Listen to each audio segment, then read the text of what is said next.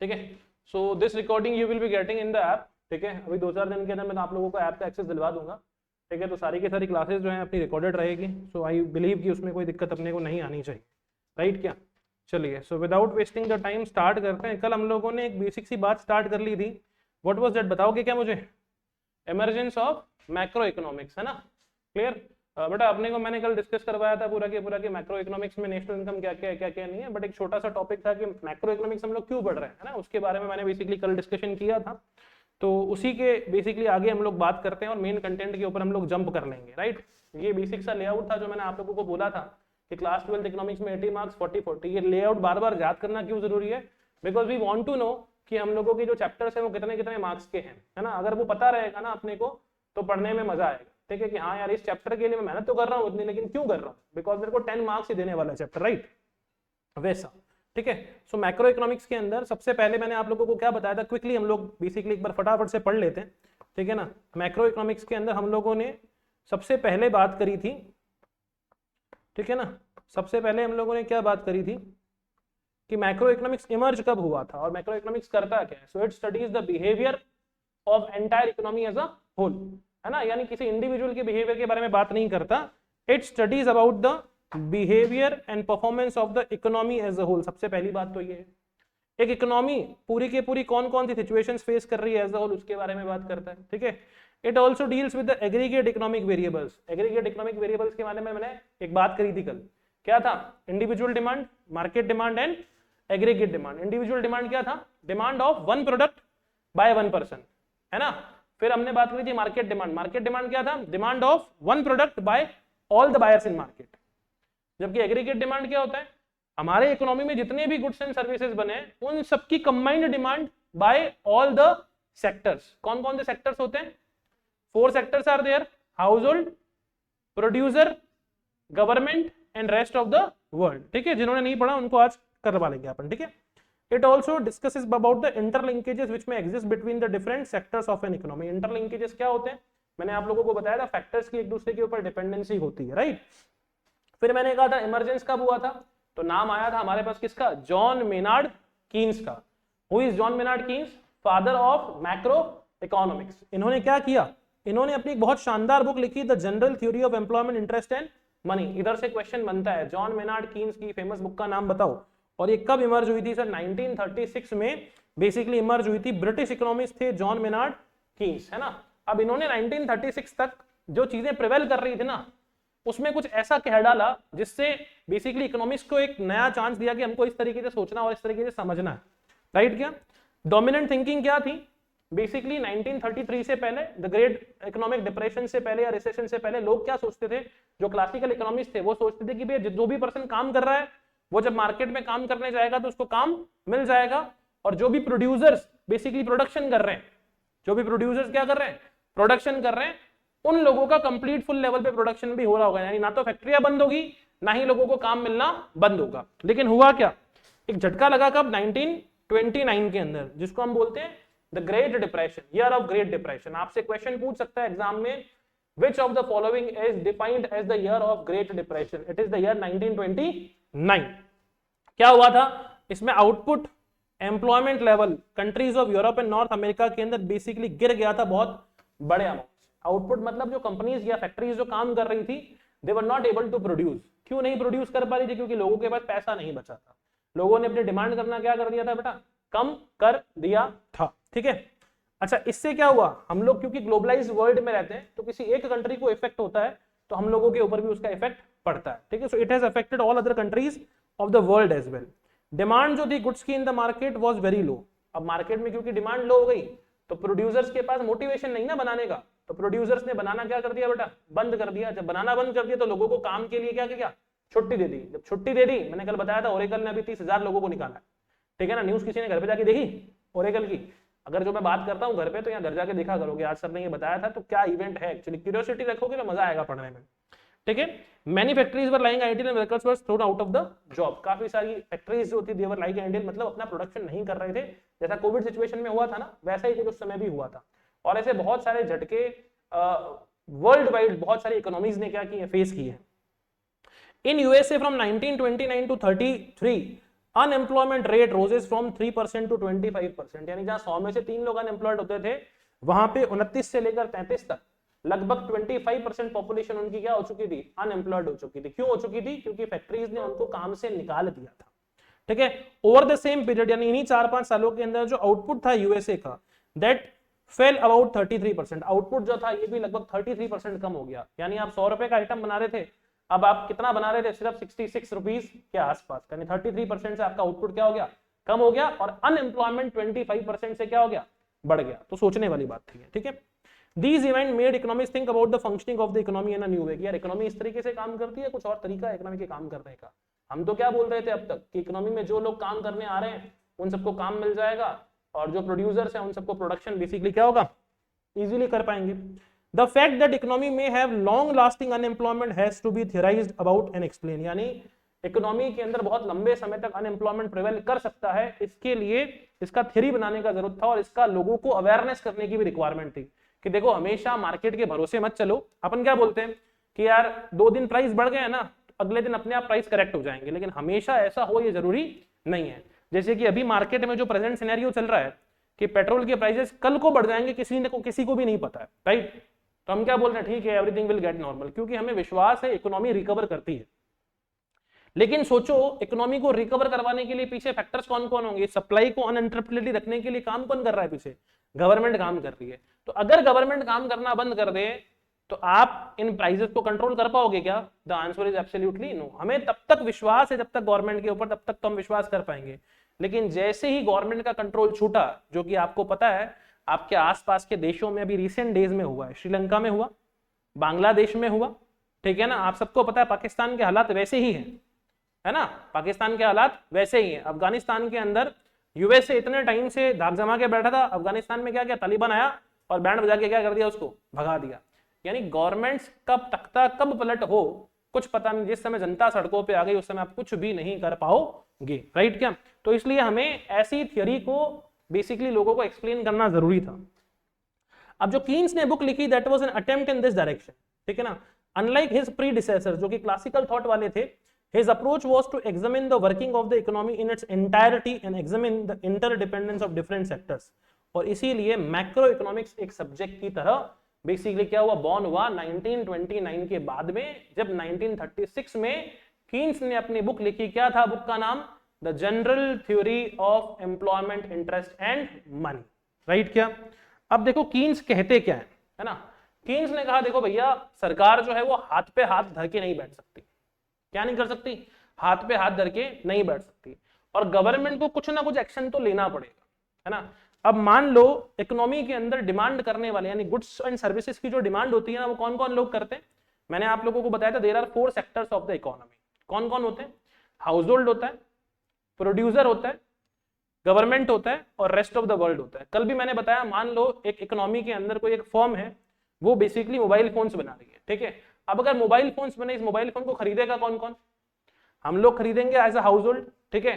फिर कुछ प्रोड्यूसर्स खरीद सकते हैं, जैसे सीए पॉइंट ने ये मोबाइल फोन खरीदा लोगों को कॉल्स करवाने के लिए, तो हमारे लिए ये एक तरीके का क्या इन्वेस्टमेंट है, क्या है? इन्वेस्टमेंट है। लेकिन मैं एज अ हाउस होल्ड खरीद रहा हूं तो ये कंजप्शन एक्सपेंडिचर है। आगे जाके हमें इन दोनों गुड्स के बीच में डिफरेंशिएशन भी पढ़ना है कि कंजप्शन गुड्स क्या होती है और इन्वेस्टमेंट गुड्स क्या होती है, ठीक है। सरकार भी खरीद सकती है, गवर्नमेंट ने दिया था ना लोगों के अंदर फ्री वेलफेयर डिस्ट्रीब्यूशन के लिए, तो गवर्नमेंट ने डिमांड करी basically domestically produce goods and services की। और चौथा रेस्ट ऑफ द वर्ल्ड। समझ गए मेरी बात को? तो जिस समय नेशन के अंदर फैक्ट्रीज आइडल है, क्या है? फैक्ट्रीज आइडल है, जो हाउस होल्ड्स हैं वो इसलिए डिमांड नहीं कर पा रहे क्योंकि उनके पास इनकम नहीं है, और प्रोड्यूसर इसलिए नहीं बना रहा क्योंकि हाउस होल्ड खर्चा नहीं कर रहा है। तो टेक्निकली क्या हो गया, प्रोड्यूसर नहीं बना रहा है क्योंकि हाउस होल्ड डिमांड नहीं कर रहा है, हाउस होल्ड डिमांड नहीं कर रहा है क्यों? क्योंकि प्रोड्यूसर उसको काम नहीं दे रहा है और उसके पास इनकम नहीं आ रही है। समझ गए मेरी बात को? तो अब इसका रिवाइवल कैसे होगा, सोच के देखो जरा। How the economy will start reviving, किस तरीके से इसका रिवाइवल होगा? हमें क्या करना चाहिए?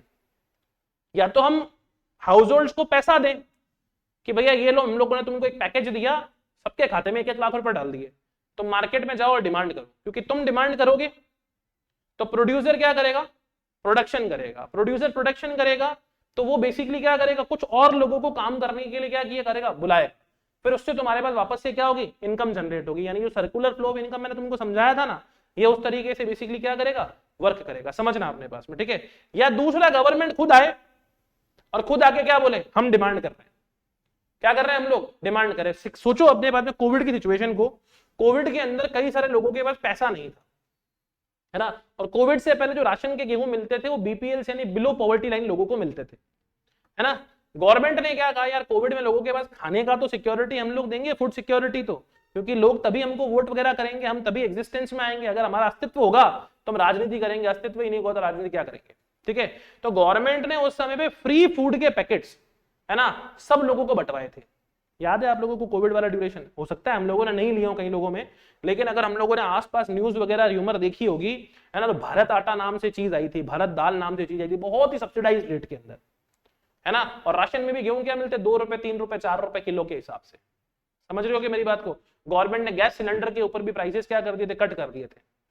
गवर्नमेंट ने क्या किया, यानी गवर्नमेंट ने खुद ने खर्चा करना शुरू किया ताकि मार्केट में क्या करे, लोग डिमांड जनरेट करे। क्या करे, लोग डिमांड जनरेट करे।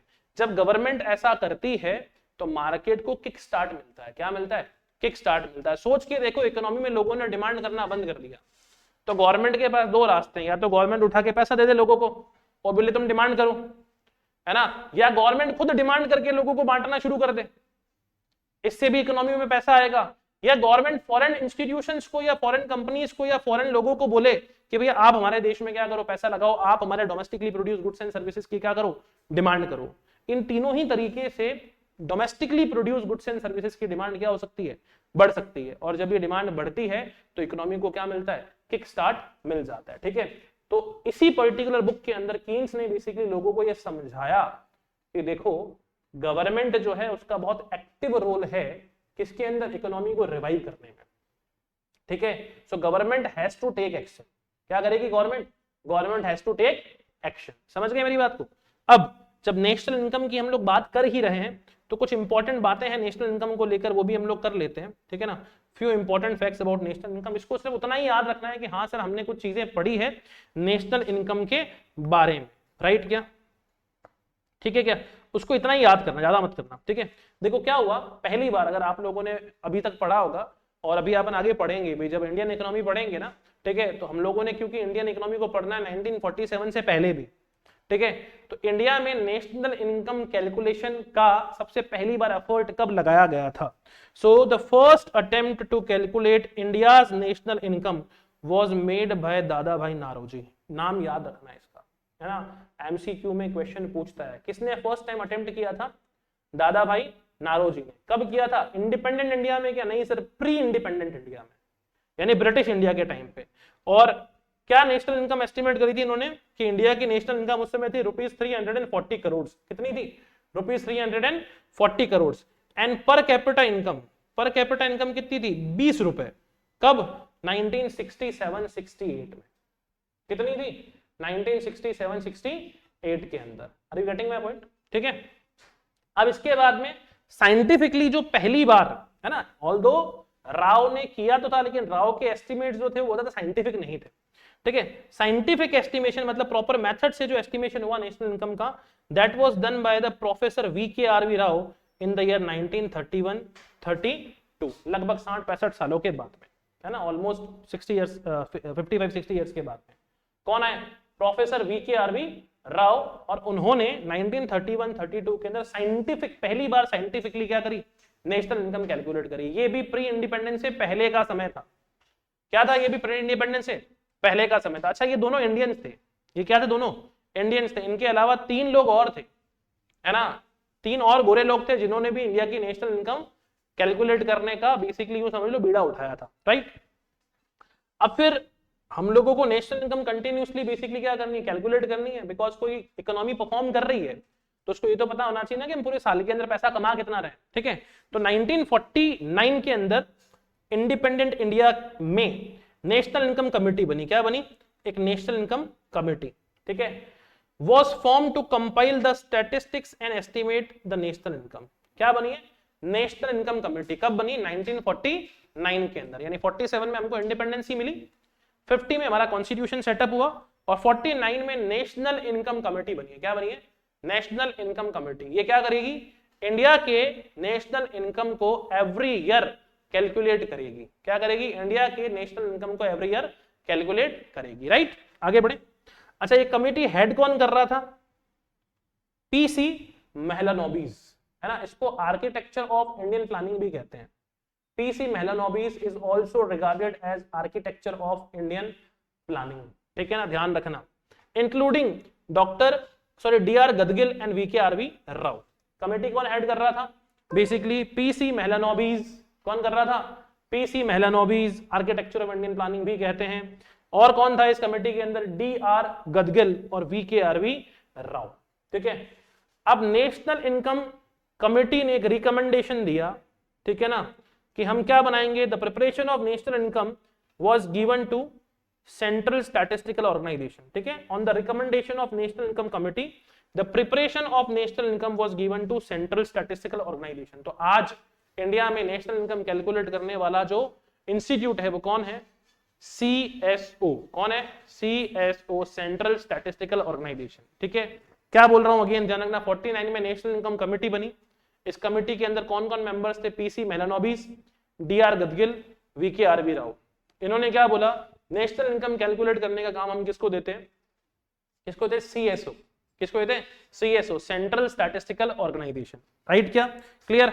अभी जो सेंट्रल स्टैटिस्टिकल ऑफिस है, ये है क्या सर? एक गवर्नमेंट एजेंसी है। किसमें? इंडिया में, under the ministry of programme statistics and programme implementation. अब ये ministry of statistics and programme implementation को MOSPI, मॉस्पी भी कहते हैं। क्या कहते हैं?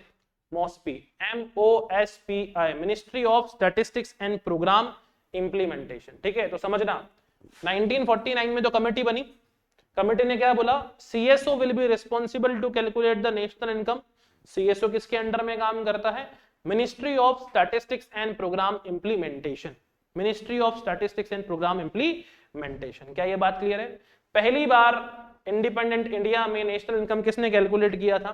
दादा भाई नारोजी ने। कितनी इनकम कैलकुलेट हुई उस समय पे? उस समय इनकम कैलकुलेट हुई 340 करोड़, ठीक है। पर कैपिटा इनकम क्या थी? 20 रुपीज। समय क्या था? 1867 से लेकर 68, ठीक है। साइंटिफिकली पहली बार किसने कैलकुलेट किया? वी.के.आर.वी. राव ने 3132 में। इनके अलावा कुछ 5 लोग और थे जिनका इंट्रोडक्शन मैं आप लोगों को दूंगा chapter number 1, Indian economy on the eve of independence पे, राइट। आगे बढ़े। 1949 के अंदर, आजादी के बाद, पहली बार क्या बनी? कमेटी बनी। कमेटी का नाम क्या था? National income committee. हेड कौन थे इसके? बेसिकली पीसी मेहलानोबिस, और साथ ही साथ कौन था? DR. Gadgil and VKRV. Rao, right. इस कमेटी ने क्या बोला कि इसका काम कौन करेगा नेशनल इनकम कैलकुलेट करने का? CSO, सेंट्रल स्टैटिस्टिक्स ऑफिस या ऑर्गेनाइजेशन जिसको बोल दो, ठीक है। अच्छा, एक और बात ध्यान रखना, 2019 के अंदर, है ना, एक और बात ध्यान रखना, ठीक है ना, 2019 के अंदर ये CSO और NSSO दोनों ही ministry of statistics and programme implementation के अंडर काम करते हैं। 2019 के अंदर CSO और NSSO मर्ज हो गए, है ना। CSO का नाम था सेंट्रल स्टैटिस्टिकल ऑर्गेनाइजेशन और NSSO का नाम था नेशनल सैंपल सर्वे ऑर्गेनाइजेशन। ये दोनों मिलके बन चुके हैं NSO, नेशनल स्टैटिस्टिक्स ऑफिस या ऑर्गेनाइजेशन, कुछ भी बोलो आप लोग, ठीक है। तो 19 में ये दोनों क्या हो गए? मर्ज हो गए। तो आज अगर नेशनल इनकम को कैलकुलेट कर रहा है तो वो कौन कर रहा है? CSO या NSO, कुछ भी लिख सकते हो, मेजरली NSO करता है, under ministry of statistics and programme implementation. क्या ये बात क्लियर है? इतनी बात याद हो गई अपने को? चलो आगे बढ़ते हैं किसी भी चीज को करने से पहले, ठीक है। अगर हम लोग डिस्कशन करेंगे बेसिक एक्टिविटीज इकोनॉमी के अंदर कौन कौन सी होती है, ठीक है। कोई भी इकोनॉमी है उसमें 3 चीजें कभी नहीं रुकती, बताओगे मुझे क्या? सबसे पहला, कभी प्रोडक्शन नहीं रुकता। दूसरा, कंजप्शन नहीं रुकता, इन लोग खर्चा करना बंद नहीं करते। और जब प्रोडक्शन हो रहा है तो इनकम जनरेशन कभी नहीं रुकता, ठीक है। तो किसी भी इकोनॉमी के अंदर बेसिक एक्टिविटीज क्या क्या हो सकती है समझना अपने पास में, ठीक है। सबसे पहला तो होगा बेटा अपने पास में क्या? प्रोडक्शन। क्या होगा बेटा? प्रोडक्शन। दूसरा, प्रोडक्शन जब होगा तो लोगों के हाथ में जाएगी इनकम और लोग क्या करेंगे? कंज्यूम।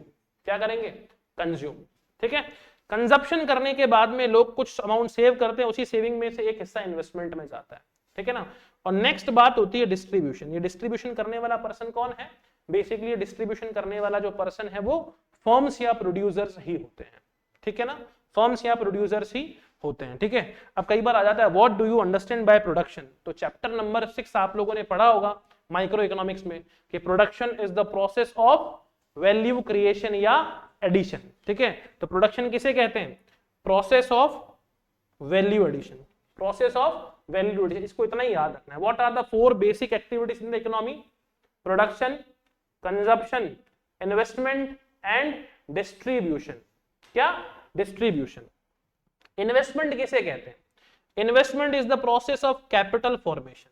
क्या, कैपिटल फॉर्मेशन की प्रोसेस को हम क्या कहते हैं, इन्वेस्टमेंट कहते हैं, ठीक है। जैसे कि मान लीजिए एक पर्टिकुलर, जैसे मैं हूं, ठीक है, एज ए इंस्टीट्यूट हम लोगों ने ये टीवी खरीदा, ठीक है, this is investment for us. लेकिन अगर ये घर में टीवी खरीद रहे हैं, this is not called as investment, समझ रहे हो।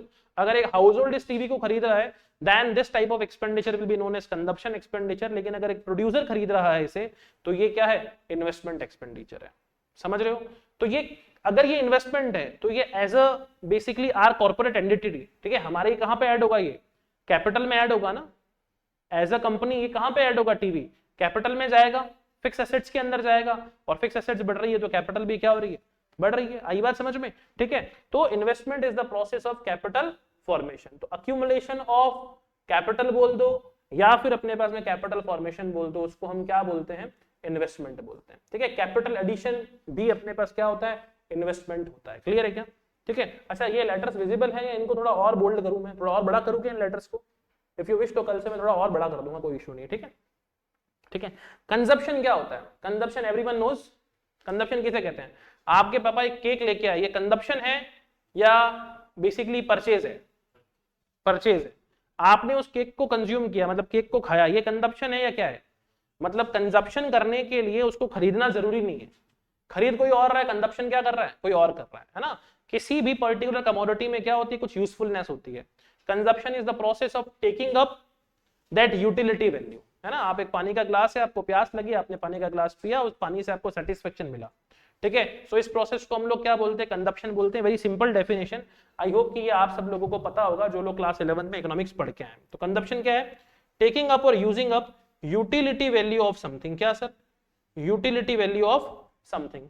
सो it is the process of using up goods and services for the direct satisfaction of human wants, है ना। जब हम लोग अपनी ह्यूमन वांट्स के डायरेक्ट सेटिस्फेक्शन के लिए किसी भी चीज को यूज करते हैं, that is known as what, consumption, ठीक है। आप ए प्लेस से बी प्लेस पे जा रहे हो, आपने रैपिडो बुक किया, उसकी जो सर्विसेज आपने ली अपनी वांट के सेटिस्फेक्शन के लिए ली ना, कि सर गाड़ी नहीं थी आज रैपिडो करके आ गया, तो this is also what, consumption. आपने किस चीज का कंजप्शन किया, कोई गुड्स कंज्यूम करी क्या, the answer is absolutely no. आपने क्या कंज्यूम करी, सर्विस कंज्यूम करी। क्या करी, सर्विस कंज्यूम करी। हर महीने हम लोग मोबाइल फोन का रिचार्ज करवा रहे हैं, कोई गुड्स है क्या हमारे पास में, the answer is absolutely no. हम क्या कंज्यूम कर रहे हैं, we are consuming the services, that is the intangible goods. और इंटेंजिबल गुड्स क्या होती है, सर्विसेज। क्या होती है, सर्विसेज, राइट। डिस्ट्रीब्यूशन को भी समझना क्योंकि बहुत ज्यादा इंपॉर्टेंट है। डिस्ट्रीब्यूशन क्या होता है, मैंने हमेशा आप लोगों को कहा कि प्रोड्यूसर क्या करेगा, प्रोड्यूसर बेसिकली 4 चीजें करेगा, लैंड, लेबर, कैपिटल, एंटरप्रेन्योर, इन सर्विसेज को क्या करेगा, लेगा, है ना। और खुद क्या करेगा, प्रोडक्शन बेसिकली करेगा, राइट। क्या खुद क्या करेगा, प्रोडक्शन करेगा। जैसे कि भैया एक कॉन्ट्रैक्टर है, उस कॉन्ट्रैक्टर को मैंने बोला भाई तो मेरा मकान बना दे, बराबर, तो उसने कहा ओके मैं इतने रुपए स्क्वायर फीट में आपका मकान बनाऊंगा, ठीक है। फिर उसने मेरे को बोला 2000 रुपए स्क्वायर फीट में मैं आपका मकान बनाऊंगा। अब मेरा अगर मान लो 1000 स्क्वायर फीट का मकान है तो 1000 × 2000 मुझे उतने पैसे उसको देने हैं, ठीक है। अब उसकी हेडेक है, वो बेसिकली क्या करेगा, सबसे पहले तो रॉ मटेरियल लाएगा। क्या करेगा, रॉ मटेरियल लाएगा। फिर रॉ मटेरियल लेके बेसिकली क्या करेगा, लेबर को बुलाएगा, ठीक है ना। लेबर अकेली तो काम करेगी नहीं, उसमें बहुत सारा अपने पास मशीनरीज वगैरह भी होगी, तो उसके पास खुद के जेसीबीज वगैरह हैं, ट्रैक्टर्स हैं या बाकी बहुत सारी चीजें हैं, ठीक है ना। और वो खुद रिस्क भी ले रहा है कि मैं किसी लैंड के ऊपर क्या करूंगा, ये जब सारी एक्टिविटीज कर रहा हूं तो उस प्रोड्यूसर को क्या चाहिएगा, लैंड, लेबर, कैपिटल और एंटरप्रेन्योरशिप। एंटरप्रेन्योर वो खुद है, लेबर उसने बाहर से अपॉइंट करी, कैपिटल उसने इन्वेस्ट किया, आई बात समझ में, और इस तरीके से उसका प्रोडक्शन क्या होगा, चलेगा, ठीक है। तो जब उसके पास में मैं उसको 2000 रुपए स्क्वायर फीट से पेमेंट करूंगा तो ये क्या कर रहा होगा उस पर्टिकुलर जगह पे, हो सकता है उसका कोई गोडाउन हो जिसमें ये सारी जेसीबीज वगैरह खड़ी करता हो, तो उसका रेंट भी उसको देना है, जो लेबर आया उसका वेजेस भी उसको देना है, जो कैपिटल यानी ये जो मशीनरी वगैरह से लगा रखी है, लोन पे ले रखी है, उसका ब्याज भी उसको देना है, और खुद का प्रॉफिट भी निकालना है। तो ये जो बचेगा अपने पास में, मैं जो 2000 रुपए दे रहा हूं उसको पर स्क्वायर फीट के, उसमें से रॉ मटेरियल की कॉस्टिंग माइनस करके जो भी इसने वैल्यू ऐड करी, लेट्स से उसने डे एंड के ऊपर 400 रुपए पर स्क्वायर फीट बचाए, 1600 रुपए तो रॉ मटेरियल वगैरह में खर्च हो गए या बाकी किसी की सर्विस में खर्च हो गए, 400 रुपीज उसने सेव किए, उसमें से ये लैंड का रेंट भी निकालेगा, अपने कैपिटल का इंटरेस्ट भी निकालेगा, लेबर का वेजेस भी निकालेगा और खुद का प्रॉफिट भी निकालेगा। समझ रहे हो मेरी बात को? तो ये 400 रुपए किस तरीके से डिस्ट्रीब्यूट करे, है ना, इसे हम लोग क्या बोलते हैं? Distribution activity. क्या बोलते हैं? Distribution activity. क्योंकि अगर डिस्ट्रीब्यूशन जिनके फेवर में होगा वही मार्केट में जाके क्या करेंगे? ज्यादा डिमांड करेंगे। समझ रहे हो? वही मार्केट में जाके क्या करेंगे? ज्यादा डिमांड करेंगे। और एक प्रोडक्शन प्रोसेस में सबसे ज्यादा काम करता कौन है? एक्टिवली कौन इन्वॉल्व होता है? लैंड होता है कि एक्टिवली इन्वॉल्व? लेबर होता है एक्टिवली इन्वॉल्व। अगर लेबर को ज्यादा पैसा जा रहा है तो लेबर उसके अकॉर्डिंगली डिमांड करेगा, लेकिन लेबर को बहुत माइन्यूट पैसा जा रहा है तो लेबर बेचारा क्या रहेगा? गरीब रहेगा। लेबर क्या रहेगा? गरीब रहेगा। कहने का मतलब है 4 फैक्टर लगे, चारों लोगों में इनकम बराबर डिस्ट्रीब्यूट हुई तो मार्केट में जो नेशनल इनकम है उसका डिस्ट्रीब्यूशन क्या होगा? इवन। क्या होगा? इवन। लेकिन अगर वो इनकम प्रॉपर तरीके से डिस्ट्रीब्यूट नहीं हुई तो नेशनल इनकम डिस्ट्रीब्यूशन क्या हो गया? ऑड। क्या हो गया? ऑड। अब मान लो 400 में से 300 उसने अपने जेब में डाल लिए, कुछ पैसा रेंट में डाल दिया, कुछ पैसा इंटरेस्ट में डाल दिया, कुछ पैसा किसको दे दिया? लेबर को। तो एक बात बताओ, इकोनॉमी प्रॉस्पर करेगी क्या? नहीं करेगी ना। इकोनॉमी में जब बराबर तरीके से इनकम डिस्ट्रीब्यूट नहीं होगी तो क्या सब लोगों का वेलफेयर बराबर होगा क्या? नहीं। इसलिए इकोनॉमी में नेशनल इनकम बढ़ेगी तो सब लोगों का वेलफेयर होगा। क्या ये जरूरी है क्या? बताओ बताओ। नेशनल इनकम बढ़ेगी तो सब लोगों का वेलफेयर होगा। क्या ये बात 100% सही है? The answer is absolutely no. National income, भाई हम लोग क्या कहते हैं? नेशनल इनकम बढ़ेगी तो सबका क्या होगा? भला होगा, है ना। इसकी एक बड़ी अच्छी स्टोरी सुनाता हूं तुम लोगों को। नेशनल इनकम को just treat like a size of cake. Just treat like a size of cake. हुआ क्या कि दोस्त कर्मों के दोष होते हैं। कौन कौन मानता है? होते हैं दोष? नहीं होते?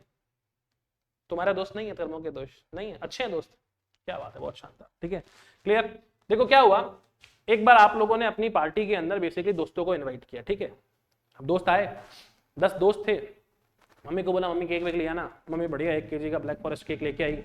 1000 रुपये मम्मी ने दिए। ठीक है, 1000 रुपये का केक लेके आई। तो जस्ट थिंक कि 1000 रुपये का मम्मी केक लेके आई। अब वो 1000 रुपये का केक है, 10 दोस्तों में बंटना है। 10 दोस्त ये खाने वाले, उसके अलावा कोई भी नहीं। ठीक है ना। मैं मानता हूँ कि हर दोस्त ने आपका 100 ग्राम केक क्या किया होगा? कंज्यूम किया होगा, बराबर। अगले दिन जाके पूछा, दोस्तों ने बड़ा चिड़चिड़ा सा मुंह बनाया, तेरी पार्टी में बिल्कुल मजा नहीं आया। तुमने पूछा क्यों, क्या इशू था? ठीक है, तुमने बोला केक में मजा नहीं है। भाई इतना बोल के रह गए। ये तो नहीं बोल सकते कि केक बड़ा मिला, छोटा मिला, ऐसा मिला, वैसा मिला। मान लो बोला ऐसा। अगले साल आप लोगों ने फिर उसको पार्टी के लिए क्या किया? इन्वाइट किया। आपने फिर मम्मी को बोला कि देखो पिछली बार मेरे दोस्तों को केक समझ में नहीं आया था, कुछ इस बार अच्छा लेके आया। मम्मी इस बार 2000 रुपये का चीज केक लेके आई। ठीक है, now think about the situation. 1000 रुपये का ब्लैक फॉरेस्ट केक एंड 2000 रुपये का चीज केक, दोनों 1-1 kg के हैं, बराबर। फिर बेसिकली केक कटा, सब में बटा। अगेन आपके दोस्तों ने क्या बोला? मजा नहीं आया यार। आई बात हमने, आप लोगों ने बैठा के पूछा भैया प्रॉब्लम क्या है? इतना इतना सा केक मिला था, प्रॉब्लम किस में थी? क्वांटिटी में। प्रॉब्लम किस में थी? समझ में आ रही है बात मेरी? ठीक है, प्रॉब्लम ये नहीं थी कि चीज कितनी महंगी है, प्रॉब्लम किस में थी? क्वांटिटी में। इसीलिए जब नेशनल इनकम 1000 करोड़ से 2000 करोड़ हो गई, लेकिन लोगों को अब भी उतना उतना ही पोर्शन मिल रहा है, तो लोग सेटिस्फाई होंगे क्या? People wants more goods and more services. When more goods and services will be offered to them, है ना, they get satisfied. तो नेशनल इनकम बढ़ेगी, इसकी वजह से लोगों का वेलफेयर बढ़े, ये जरूरी है क्या? नहीं है। अगर डिस्ट्रीब्यूशन बराबर तरीके से हो रहा है तो बड़ी अच्छी बात है। अगर डिस्ट्रीब्यूशन सही तरीके से नहीं हो रहा, रादर देन मम्मी 1000 में 2 केक लेके आती, उनको 100 ग्राम की जगह 200 ग्राम की केक साइज मिलती, तो उनके अंदर क्या होती? शायद सेटिस्फाई होती। आई मेरी बात समझ में? तो केक का साइज बढ़े ये जरूरी है, ना कि केक महंगा है। समझ में आ गई बात मेरी? ठीक है, तो ऑलवेज जब नेशनल इनकम बढ़ती, ये मैं क्यों बता रहा हूं? क्योंकि ये आगे जाके एक प्रॉब्लम है ना। GDP as a index of welfare topic आता है, 4 नंबर का सीधा सीधा क्वेश्चन आता है, डिफेंड और रिफ्यूट। आप क्या बोलोगे कि भैया जीडीपी बढ़ जाए लेकिन वो सबका भला करे, ये जरूरी नहीं है। अगर डिस्ट्रीब्यूशन जीडीपी का इवन नहीं है तो इसमें it may create the disparities among the people, nation में दो सेक्शंस क्या हो सकते हैं, क्रिएट हो सकते हैं। क्या ये बात क्लियर है? चलें आगे। चलो, सो डिस्ट्रीब्यूशन क्या हो गया? Process of distributing income generated in the production process among the factors of production. कौन कौन से फैक्टर्स ऑफ प्रोडक्शन हुए बेटा? लैंड, लेबर, कैपिटल और एंटरप्रेन्योरशिप। क्या ये बात क्लियर है? चलें आगे, आ जाओ। तो ये मैंने आप लोगों को 4 सेक्टर्स बताए थे। कौन कौन से सेक्टर्स है फटाफट से देख लो एक बार। फर्स्ट सेक्टर कौन है? House hold. सेकेंड सेक्टर कौन है? बिजनेस। थर्ड सेक्टर कौन है बेटा? गवर्नमेंट। और फोर्थ सेक्टर कौन है? एक्सटर्नल सेक्टर, यानी जिसको आप लोग क्या बोलते हो? The rest of the world. These are the 4 sectors of the economy. अगर किसी इकोनॉमी में हाउस होल्ड और बिजनेस सेक्टर है तो वो इकोनॉमी क्या होगी? 2 सेक्टर इकोनॉमी। किसी इकोनॉमी के अंदर हाउस होल्ड, बिजनेस और गवर्नमेंट तीनों है तो वो इकोनॉमी क्या होगी? 3 सेक्टर इकोनॉमी। और चारों है तो वो इकोनॉमी क्या होगी? 4 सेक्टर इकोनॉमी। हाउस होल्ड और बिजनेस सेक्टर है तो 2 सेक्टर इकोनॉमी बोल सकते हो। किसी भी बेसिक इकोनॉमी में ये 2 सेक्टर तो होंगे होंगे और होंगे, बराबर क्या? और हाउस होल्ड और बिजनेस सेक्टर है तो वो इकोनॉमी कैसी होगी? 2 सेक्टर, लेकिन क्लोज्ड है और गवर्नमेंट नहीं है। क्लोज्ड इकोनॉमी है और गवर्नमेंट यहाँ पे नहीं है। तीसरा सेक्टर कौन है बेटा? गवर्नमेंट। जब गवर्नमेंट आ गया स्टिल ये क्लोज्ड है लेकिन गवर्नमेंट के साथ में, और चारों सेक्टर्स मिल गए तो ये इकोनॉमी कैसी हो गई? ओपन इकोनॉमी हो गई। कैसी हो गई? ओपन इकोनॉमी हो गई, राइट। चलो नेक्स्ट हमने बात करी थी बेटा फैक्टर्स ऑफ प्रोडक्शन क्या क्या थे, ठीक है, क्लियर। तो सबसे पहला फैक्टर कौन था? लैंड। किसी भी काम को करने के लिए सबसे पहले लैंड चाहिए, हमें काम नहीं कर सकते। दूसरा क्या चाहिए? लेबर चाहिए, ठीक है ना। तीसरा क्या चाहिए? कैपिटल चाहिए। एंड फोर्थ क्या चाहिए? एंटरप्रेन्योरशिप चाहिए, है ना। एक फिफ्थ एलिमेंट भी कई कई जगह आता है, मैनेजमेंट। क्या आता है? मैनेजमेंट। कि इन सबको संभालने के लिए मैनेजमेंट भी चाहिए अगर कंपनी का लेवल बहुत ज्यादा बड़ा हो जाता है तो। लेकिन अपने नेशनल इनकम के पर्सपेक्टिव से these 4 factors are more than sufficient. Land will be entitled for rent, labour will be entitled for wages which may also be called as compensation, capital will be entitled for interest and entrepreneurship will be entitled for profit। Clear है क्या? ठीक है, तो 4 factors कौन से? Land, labour, capital, entrepreneur. And इनके reward क्या है? Rent, wages, interest and profit, बराबर क्या? आगे बढ़े। फिर मैंने देखो ये आप लोगों को टाइप्स ऑफ इनकम करवा दी थी, ठीक है। ये मैं क्यों करवा रहा हूँ आज? क्योंकि अब इसके आगे ही अपन बढ़ने वाले हैं, इसके पीछे नहीं हटेंगे, ठीक है ना, क्लियर। ठीक है, जो लेट ज्वाइन कर रहा है उन लोगों को we will be providing the backup, कोई इशू नहीं है, ठीक है, क्लियर। अच्छा, फर्स्ट इनकम कौन सी है टाइप्स ऑफ इनकम में? Factor income. और दूसरी इनकम कौन सी है? ट्रांसफर इनकम, है ना। फैक्टर इनकम क्या होती है भाई? फैक्टर्स ऑफ प्रोडक्शन की इनकम को आप क्या बोलते हो? फैक्टर इनकम बोलते हो, है ना। जैसे कि लैंड को क्या मिल रहा है, बेसिकली लेबर को क्या मिल रहा है, कैपिटल को क्या मिल रहा है, एंटरप्रेन्योर को क्या मिल रहा है। So land will be entitled for the rent, labor will be entitled for the wages, capital will be entitled for the interest and entrepreneur will be entitled for the profit। ठीक है, जो land देगा वो क्या ले जाएगा? Rent. जो labour services देगा वो क्या ले जाएगा? वेजेस। जो कैपिटल सर्विसेज देगा वो क्या ले जाएगा? इंटरेस्ट। और जो एंटरप्रेन्योरशिप सर्विसेज देगा वो क्या ले जाएगा भैया? प्रॉफिट। समझ गए क्या मेरी बात को? क्लियर है क्या? तो फैक्टर इनकम क्या होती है? The income which is received by rendering the factor services. क्या? इनकम या money received by rendering the factor services. Factor services क्या होती है? लैंड, लेबर, कैपिटल, एंटरप्रेन्योर, है ना। अच्छा, मैं ये बार बार सीख के बोल रहा हूं, एक बात ध्यान रखना, ये क्वेश्चंस एग्जाम में डायरेक्ट आ जाते हैं, 3-3 नंबर के क्वेश्चन है। Differentiate between the factor income and transfer income. मैं लास्ट ईयर के पेपर्स भी आप लोगों को दिखाऊंगा, है ना, 1 बाय 1 अपन देखेंगे सारे के सारे कि देखो ये क्वेश्चंस अपने आ रखे हैं, ठीक है। Similarly what is transfer income? Money received without rendering any factor services, है ना। यानी आपने फैक्टर सर्विसेज दी नहीं, फिर भी आपको कुछ पैसा मिल गया, यानी ये जो पैसा है ना, ये अनअर्न्ड इनकम है। क्या है? अनअर्न्ड इनकम है, यानी आपने इसको अर्न नहीं किया। जबकि यहां पे जो फैक्टर इनकम है that is what? Earned income, है ना। तो अर्न्ड इनकम को हम लोग क्या बोल सकते हैं? मेहनत का पैसा, ठीक है। और अनअर्न्ड इनकम को क्या बोल सकते हैं? फ्री का पैसा, ठीक है ना। मतलब आप मेहनत नहीं कर रहे हो लेकिन फिर भी आपको पैसा मिल रहा है। किस तरह के एग्जांपल्स हो सकते हैं? पेंशन, सर किसको मिलती है pension? Old age pension government देती है, विडो पेंशन गवर्नमेंट देती है, स्कॉलरशिप देती है गवर्नमेंट, है ना, स्कॉलरशिप देती है गवर्नमेंट। कई सारे ऐसे सोसाइटीज हैं, सेक्शंस हैं सोसाइटी के, those who are not so rich, और जो लोग बहुत केपेबल नहीं है, तो ये जो पैसा है ये बेसिकली कैसा पैसा है, स्कॉलरशिप का जो पैसा है, ये फ्री मनी है ना। आपको पता है आरटी के एडमिशंस होते हैं, राइट टू एजुकेशन के अंडर में जो एडमिशंस हो रहे हैं, उसमें गवर्नमेंट क्या कर रही है, गवर्नमेंट टेक्निकली आपसे बोलती है कि भैया आपको पैसा देने की जरूरत नहीं है ना, स्कूल वालों को फीस मिल रही है और आपके रेफरेंस से ही मिल रही है, तो टेक्निकली वो आपके गवर्नमेंट के लिए क्या ट्रांसफर पेमेंट है, क्या है गवर्नमेंट के लिए, ट्रांसफर पेमेंट है। समझ रहे हो आप मेरी बात को, है ना। हो सकता है गवर्नमेंट ने आपके खाते में डाला और आप जाके जमा करा रहे हो, तो ये आपके लिए, आपने कमाया क्या इसको, नहीं ना, हमारे फैमिली में से किसी मेंबर ने नहीं कमाया, गवर्नमेंट ने इंस्टीट्यूट हम लोगों को दे दिया। आई बात समझ में। सिमिलरली अगर आप लोगों को गिफ्ट मिला, ठीक है, तो गिफ्ट भी क्या है, ट्रांसफर इनकम है। क्या है, ट्रांसफर इनकम है। ग्रांट मिली, डोनेशन मिला, these are the examples of transfer income. ठीक है, अच्छा फैक्टर इनकम कैसी होती है समझना अपने पास में। फैक्टर इनकम जो होती है ये बाइलेटरल ट्रांसफर होता है। बाइलेटरल का मतलब होता है टू साइडेड, है ना। अगर आपको रेंट मिला तो आपने अपनी लैंड किराए पे दी, आपको वेजेस मिला तो आप खुद काम करने गए, आपको इंटरेस्ट मिला तो आपने अपना कैपिटल लिया, आपको प्रॉफिट मिला तो आपने अपना पैसा दिमाग कुछ भी लगाया होगा। ठीक है, यानी अदला बदली हो रही है। क्या हो रही है, there is exchange of something. आप गुड्स दे रहे हो तो आपको पैसा मिल रहा है, आप सर्विस दे रहे हो तो आपको पैसा मिल रहा है। लेकिन जो ट्रांसफर इनकम है वहां ऐसा कुछ भी नहीं हो रहा है, दिस इज यूनिलेटरल ट्रांसफर।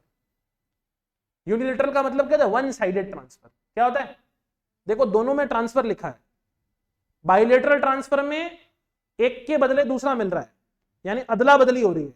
लेकिन यूनिलेटरल ट्रांसफर में ऐसा नहीं होता है। घर में शादी है, शादी का लिफाफा आया, यूनिलेटरल ट्रांसफर है, समझ रहे हो। लेकिन घर में काम करने वाली बाई आ रही है, उसको क्या कर रहे हो आप, ऐसा दे रहे हो, ये क्या है, बाइलेटरल ट्रांसफर है। लेकिन दिवाली के दिन भाई बोलती है अरे भाई जी कुछ कमीशन तो दो, सॉरी कुछ बोनस तो दो, तो मम्मी ने उसको कुछ 500 रुपए एडिशनल दे दिए।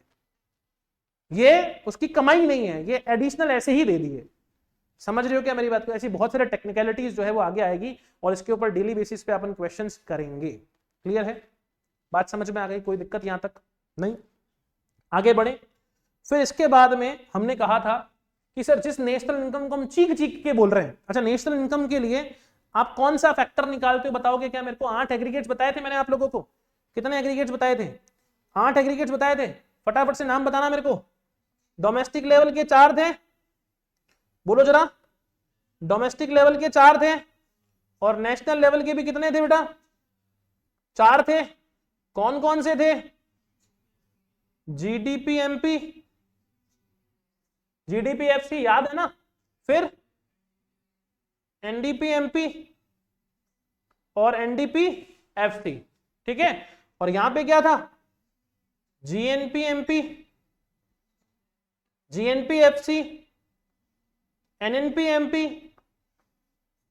और एनएनपी एफसी। राइट, ये जो एनडीपी एफसी है और यहां जो एनएनपी एफसी है, इसे आप लोग क्या बोलते हो, डोमेस्टिक इनकम, और इसे आप क्या बोलते हो, नेशनल इनकम। एनडीपीएफसी का मतलब क्या है, net domestic product at factor cost. Next NNPFC का मतलब क्या है, net national product at factor cost. These are the 8 aggregates that we need to study. Sir aggregates 8 ही होते हैं क्या, नहीं बेटा, 8 के अलावा भी कुछ एग्रीगेट्स होते हैं जिसको हमें पढ़ना है आगे। ठीक है, उसके उसके बारे में बात करेंगे। अब देखना, डोमेस्टिक इनकम की डेफिनेशन आप लोगों को याद होनी चाहिए। क्या होनी चाहिए, याद होनी चाहिए। अच्छा एक बात मैंने और लिखवाई थी फैक्टर इनकम और ट्रांसफर इनकम के बारे में, याद है क्या आपको, क्या लिखवाई थी मैंने, मैं कुछ मिस कर रहा हूं यहाँ पे, क्या लिखवाया था। फैक्टर इनकम डोमेस्टिक इनकम और नेशनल इनकम दोनों में क्या होती है बेटा, इंक्लूड होती है, जबकि ट्रांसफर इनकम दोनों में ही इंक्लूड नहीं होती। क्यों, क्या, कैसे, इसके ऊपर आगे बात करेंगे, है ना। तो यहां लिखना चाहो तो लिख लो,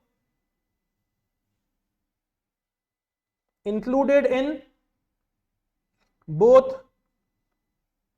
DI एंड NI, है ना, और ये not included in DI and NI। ठीक है क्या, एज सिंपल एज, ठीक है ना, नोट्स है, ध्यान रखना। अब डोमेस्टिक इनकम के बारे में अगर हम लोग बात करें तो हमने क्या बोला था, इधर से कुछ बातें निकल के आई थी जिसके बारे में अब मैं आगे बढ़ाने वाला हूं, जो अभी तक मैंने नहीं पढ़ा है। ठीक है ना, सम total of factor income, sum total of factor income, दोनों ही फैक्टर इनकम का सम टोटल होता है। मुद्दा ये है कि किसने कमाया और कहां कमाया, ये दो चीजें मैटर करती है, लोकेशन एंड पर्सन दोनों मैटर करते हैं, राइट क्या? तो डोमेस्टिक इनकम क्या है? सम total of basically factor income generated within domestic territory. Main factor क्या है यहां पे? Domestic territory. This is the new word जो आप लोग पढ़ रहे हो, ठीक है? और यहां पे क्या लिखा है? सम टोटल ऑफ फैक्टर इनकम, है ना, जनरेटेड बाय नॉर्मल रेजिडेंट। क्या सर? By normal resident. यानी यहां पे नेशनल इनकम में मैटर क्या करता है? कौन कमा रहा है। और डोमेस्टिक इनकम मैटर क्या करता है? कहां कमा रहा है। डोमेस्टिक इनकम कहां होनी चाहिए? डोमेस्टिक टेरिटरी में। नेशनल इनकम को कमाएगा कौन? नॉर्मल रेजिडेंट, या बोले इंडिया का रेजिडेंट। इंडिया का सिटीजन, इंडिया का रेजिडेंट दो अलग बात है। मैं इंडिया का सिटीजन हूं, जरूरी नहीं है इंडिया का रेजिडेंट भी हूं। सिटीजनशिप एक तरीके से परमानेंट होती है, रेजिडेंटशिप जो है वो temporary, year by year change होती है। आपको याद है अक्षय कुमार कहां का रेजिडेंट, कहां का सिटीजन है? कहां का है? इंग्लैंड। कहां का है?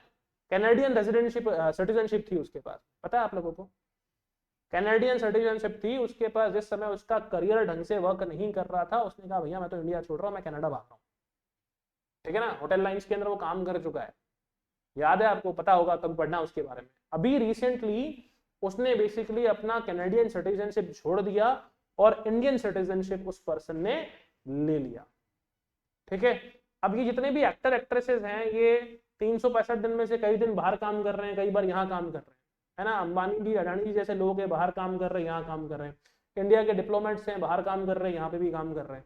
तो इनकी रेजिडेंटशिप हर बार क्या होगी? प्रॉपर तरीके से काउंट होगी, ठीक है? तो रेजिडेंटशिप के ऊपर अपना पूरा एक लेक्चर है, लगेगा पूरा के पूरा। सिमिलरली डोमेस्टिक टेरिटरी के ऊपर भी अपना पूरा एक लेक्चर लगेगा, what is included in domestic territory and what is not, right? तो समझना, डोमेस्टिक इनकम की डेफिनेशन आप लोगों को डिफाइन हो जानी चाहिए, याद हो जानी चाहिए। क्या होती है domestic income? Sum total of factor income earned within domestic territory. कोई फर्क नहीं पड़ता इसे कौन कमा रहा है, whether normal resident is earning it और नॉन रेजिडेंट, ठीक है ना? So during an accounting year, ठीक है, नो मैटर, क्लियर है क्या? No matter who has generated it, no matter who has generated it, normal resident और द नॉन रेजिडेंट, कोई भी कमाए, हमें उससे मतलब नहीं है। घर का बंदा कमाए या बाहर से बेसिकली कोई कमाना है, कमाई कहां होनी चाहिए उस इनकम को? डोमेस्टिक टेरिटरी में। यानी हमने जो की कंसेप्ट अब पढ़ना है वो क्या पढ़ना है? सबसे पहला डोमेस्टिक टेरिटरी क्या होती है सर, क्लियर? नेक्स्ट जो बात है, जो सबसे इंपॉर्टेंट है, वो बेसिकली क्या आएगा सर? नॉर्मल रेजिडेंट कौन होता है, ठीक है ना? सो नेशनल इनकम क्या होती है? It is the sum total of factor income earned by the normal resident, है ना? मैंने क्या कहा? No matter whether it has been generated within the domestic territory और आउटसाइड द डोमेस्टिक टेरिटरी। यानी घर में कमाओ या घर से बाहर कमा के लेके आओ। तो मैंने बहुत अच्छी तरीके से आप लोगों को बताया था कि डोमेस्टिक इनकम क्या है? घर में जनरेटेड इनकम, चाहे घर वालों ने कमाई या बाहर वालों ने। और नेशनल इनकम क्या होती है? घर वालों की इनकम, चाहे घर में रह के कमाए या बाहर से लेकर आए। क्लियर है क्या? ये दो कॉन्सेप्ट अगर क्लियर हो गए हो तो इसमें से भी 3 नंबर का क्वेश्चन बनता है ना? और एक बहुत अच्छे क्वेश्चंस बनते हैं included and not included type question, whether the following will be included in domestic income और national income। समझना अपने पास में, मान लो मैं बाहर जा रहा हूं काम करने के लिए, ठीक है, और 3-4 महीने मैं अब्रॉड जाके बेसिकली कोचिंग दे के आया किसी को, वहां से मुझे $1 लाख रिसीव हुए, मैं इंडिया में आ गया। मेरी ये इनकम डोमेस्टिक इनकम में इंक्लूड होगी या नहीं होगी? बताओ जरा, मेरी ये इनकम डोमेस्टिक इनकम में इंक्लूड होगी या नहीं होगी? नहीं होगी ना? मैं हूं तो नॉर्मल रेजिडेंट, लेकिन क्या मैंने इंडिया में रह के कमाया इसको? The answer is absolutely no. कि सर आप तो बाहर गए थे कमाने के लिए और बाहर से आप उसे कमा के लेके आए। समझ गए? यानी ये मेरी कौन सी सर्विस का पैसा है? मेरी लेबर सर्विसेज का पैसा है जो मुझे बाहर से मिला। मैं अपने साथ ये फैक्टर इनकम फ्रॉम अब्रॉड लेके आया। क्या आया मैं? Factor income from abroad. बोलो क्लियर है क्या? क्या लेके आया मैं? Factor income from abroad. So ये नेशनल इनकम में तो इंक्लूड होगा बट डोमेस्टिक इनकम में इंक्लूड नहीं होगा। क्लैरिटी है, समझ गए मेरी बात को? ऐसे बहुत सारे एग्जांपल्स आएंगे अपने पास जिसके ऊपर अपन को डिस्कशन करना है। अगर ये दो डेफिनेशंस अपन तरीके से याद कर लेंगे so it will become very easy to discuss those. ठीक है ना, आगे चले, टाइम हो गया क्या आज का? ठीक है, तो नेक्स्ट क्लास के अंदर हम लोगों को क्या करना है? नेक्स्ट क्लास में we will be understanding the concept of domestic territory, है ना। बहुत सारी चीजें हैं देखो बताने के लिए अपने को, ठीक है। ये सारी ही चीजें हम लोग बेसिकली कल डिस्कस करेंगे, राइट? क्या नेक्स्ट क्लास में अपन डिस्कस करेंगे इसको। आज जितना भी पढ़ाया है ना उसको प्लीज रिवाइज करके आ जाना, क्योंकि कल से मैं कोर्स को थोड़ा सा आगे बढ़ाने वाला हूं। कल डोमेस्टिक टेरिटरी डिस्कस करेंगे, उसके बाद नेक्स्ट क्लास में we will be discussing the normal residentship, है ना, एंड वन बाय वन हम लोग आगे बढ़ते रहेंगे। ठीक है, चलिए आज के लिए सी ऑफ, मिलते हैं वापस कल। हाँ, मैथ्स की क्लास नहीं